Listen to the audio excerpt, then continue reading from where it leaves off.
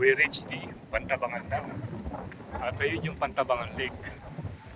Ayan. Sobrang lakas ng hangin dito. And time check is already 2 p.m. And makapagpalipad tayo rito. Ito palang ano rito, helipad dito. Ito yung helipad. And then parang bago lang yung parking space na to. At doon naman yung Pantabangan marker. So ito yung Pantabangan Lake. Takas ng hangin. Ayan, puntahan natin dito.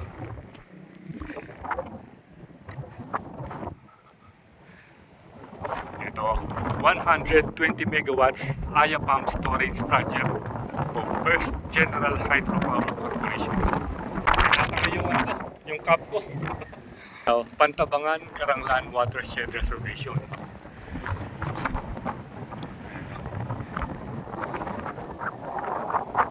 Pwede kaya magpalipad dito.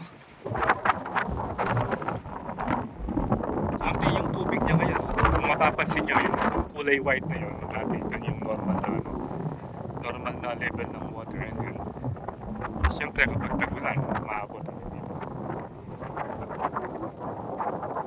Napaka-presko. Ito yung itsura ngayon. Kung mapapansin nyo, yung damo kulay brown na dahil summer ngayon.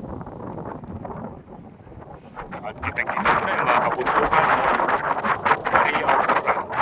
So alas siguro mga 55 kilometers mararating na yung boundary ng Aurora Province. At kailangan mo register na sa MyGuard. Actually, tatanong lang naman nila kung anong gagawin mo rito. Sabi natin mamamasyal tayo. And then, ituturo yung designated point. Para doon tayo tumawag.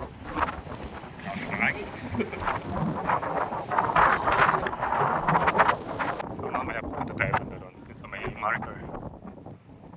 Medyo muna tayo dito.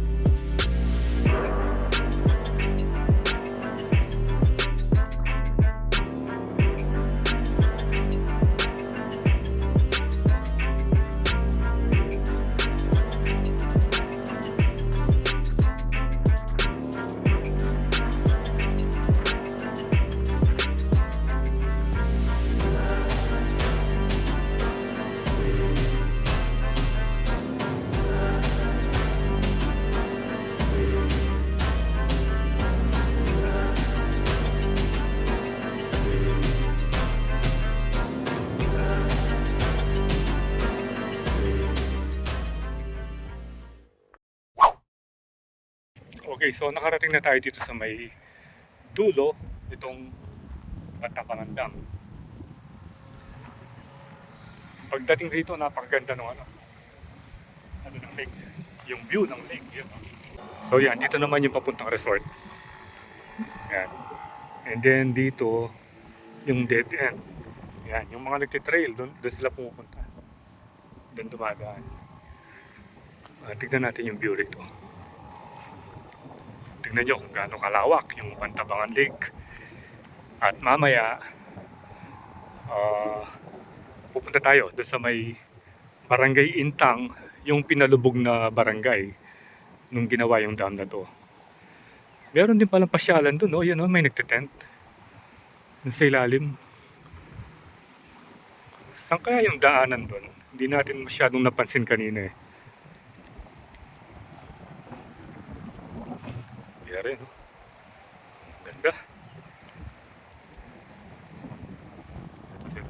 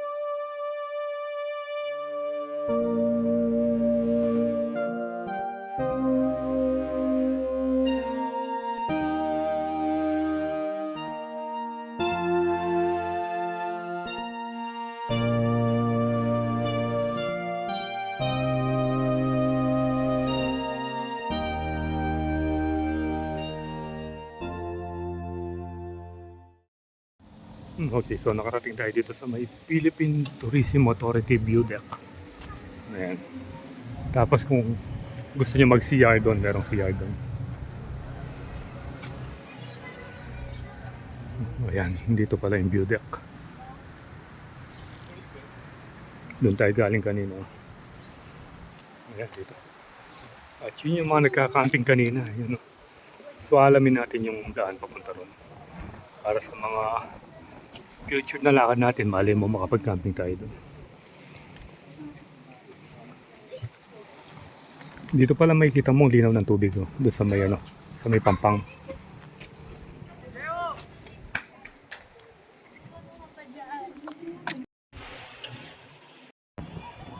Okay, so nandito na tayo sa may legendary marker. Yan, ng Pantabangan Dam. Yun. At ang daming tao dito. Napaka-presko kahit na magti 3 o'clock na.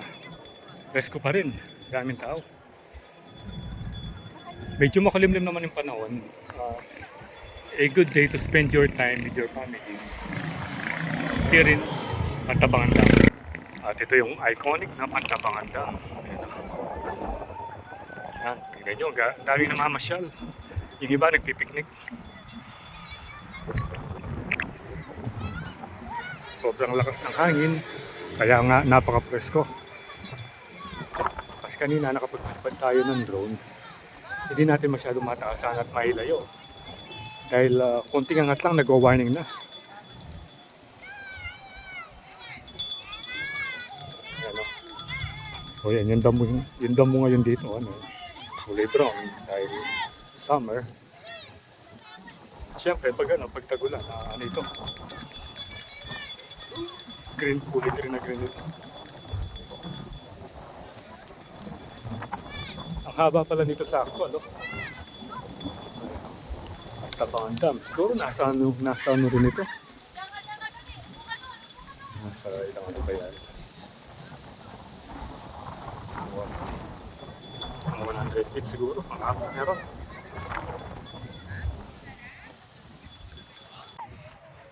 Okay, so I think dito magtatapos yung pagpasya natin dito sa may Pantabangan Dam. One eternity later. Finally, nakarating na tayo dito sa may Barangay Intang. So naging sikat ito dahil sa ito yung pinalubog na barangay. Yung ginawa yung dam. So ngayon, nasa likuran natin yung Angels. na hanging bridge na naging tourist attraction. Mga spot na magandang pagpicturan. Ayan. Harap natin. Maraming nagpipishing. So kanina nakita natin, maraming nahuli yung mga nagdadala ng lambat. At super lakas ng hangin. Ewan ko kung naririnig nyo. Tignan nyo.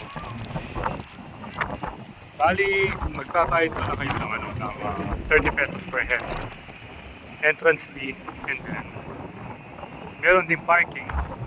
50 sa mga 4 wheels and 20 sa mga motor. Ito yung mga nakita natin may dalang isda kanina. Kita nyo, lalaki oh. Ang lalaki ng mahuli nito.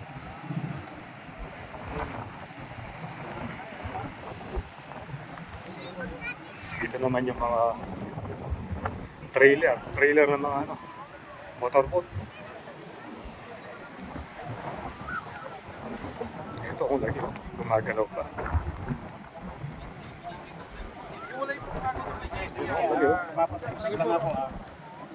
Anong isda yun, boss? Anong ispo? Ha? Bass. Bass. Oh, bass. Ito pala yung bass. Ito, gumagalaw pa, tawis.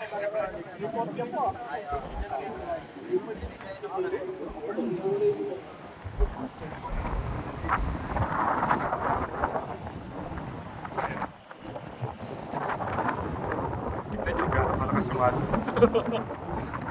Kasi sobrang lakas ng hangin. Punta tayo dito. Dito na tayo nakapunta. Dito mismo, Pangpang. Doon lang tayo sa may hanging bridge. Dahil ano dun medyo malalim. Malalim yung tubig. Pero ngayon, dahil summer, hanggang dito pwede kang pumunta. Kaya natin yung bangka. Tinatangay yung bangka.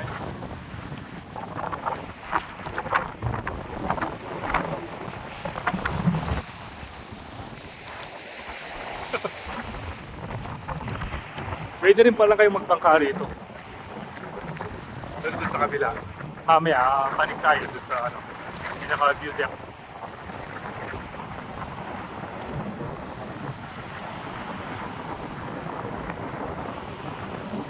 Lakas na nga doon. Okay, so tignan nyo yung mga rock formation dito. Parang putik na naging matabigas. Naging bato. Yan o, playground. So yan, tignan nyo. Bali meron ng bakas na yung pinaka-bucket ng backhoe. Yan, tignan nyo. Para siyang lupa na tuyo and then tumigas. Yan yung isang bato. Ayan. So ito naman, meron nakalagay dito. For Highland Valley guest only. Ayan, yung mga guest dun sila pwede kumain yata yung mga floating restaurant. Ewan ko kung pwedeng mag-walk-in dito. At doon nanggagaling yung mga isdang kinukuha nila. Kanina yung nakita natin. Ito yung mga speedboat. Ayun. Yung lalaki doon may lambat. Ayun oh. Marami na namang huli oh.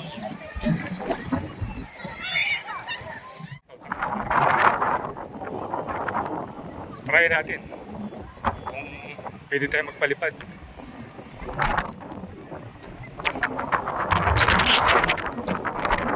Tinatangay na yung kapwa.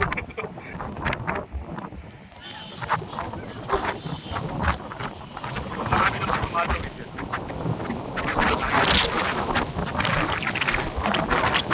Dito kayo nag-starting. Walang nakagis.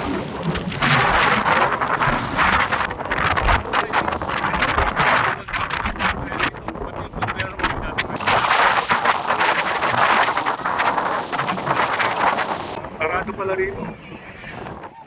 Sarado yung gate. Ito nakasira yung yung wall niya. Yung plastering. Nabakbak. So negative tayong makakapanig dito. Unless na sa kabila tayo dadaan. Yan. And then babalik ka rin doon. Hindi pwedeng pumasok ka roon and then lumabas ka rito. ng hangin. So anyway, pupunta tayo sa taas. Kahit na hindi na tayo makakapagpalipad kasi delikado eh. Sobrang lakas dito. Ang ganda talaga ron, no?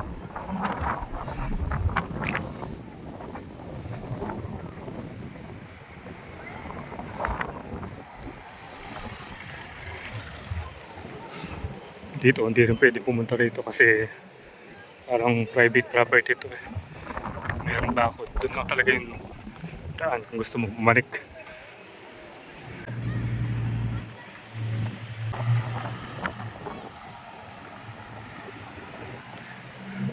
Dito, akit na tayo rito.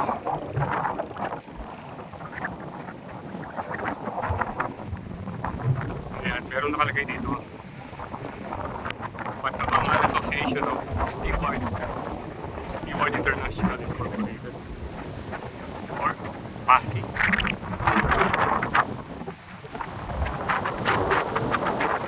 Ganda nyo. Pantabangan View Deck.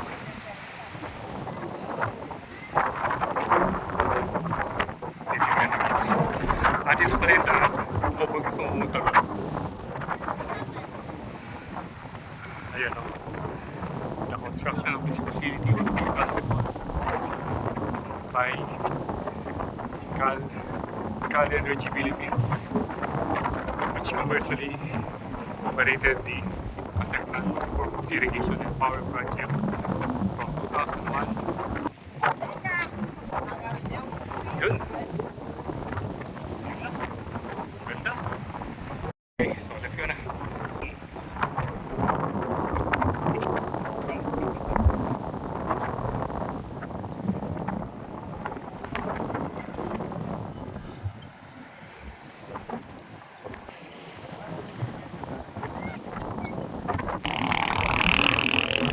Medyo mahaba-haba rin to. Naalala ko tuloy nung pumunta tayo din sa hanging bridge sa Bay Baler. So that was last year. Pero mas nakakatakot yung hanging bridge doon kasi yung sa ilalim mismo, yun na yung dagat.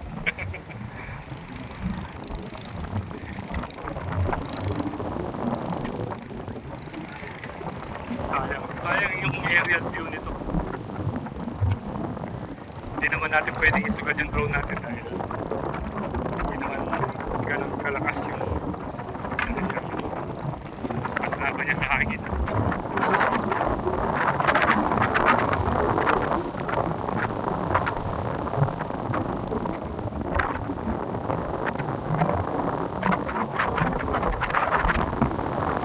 Ito na yung pinakadulo. Tingnan nyo kung malakas yung ato. Parang nag-create na kasi ng wave.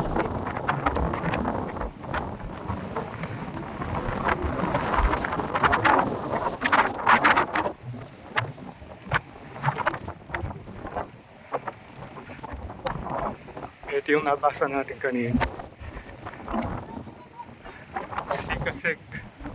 Sikaseknan. Kaso natanggal na yung ibang letters dito.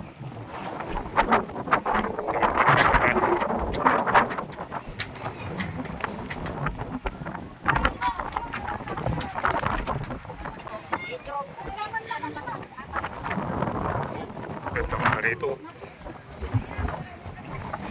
Ito yung mga design ng upuan.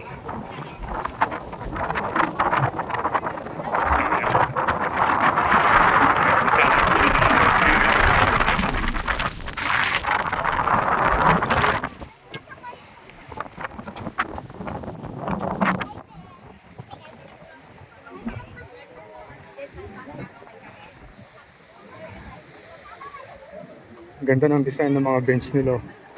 Ito lang yung problema, sinusulatan. Yan o.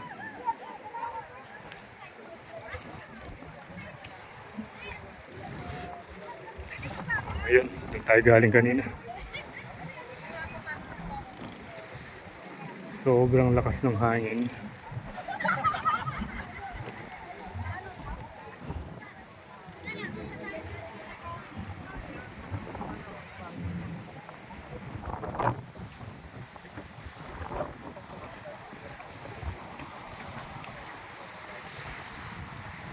Ganda ng view ng mga bundok. Doon magandang pumunta. Oh.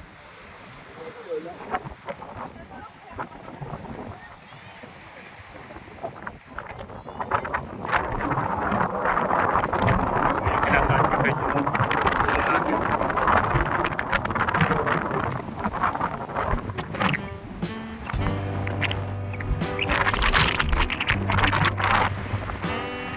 So, I think dito na magtatapos yung pag-mission natin dito sa may Barangay Intang. Dito sa may Patabaguio din. So, salamat sa panonood. Drive safe po.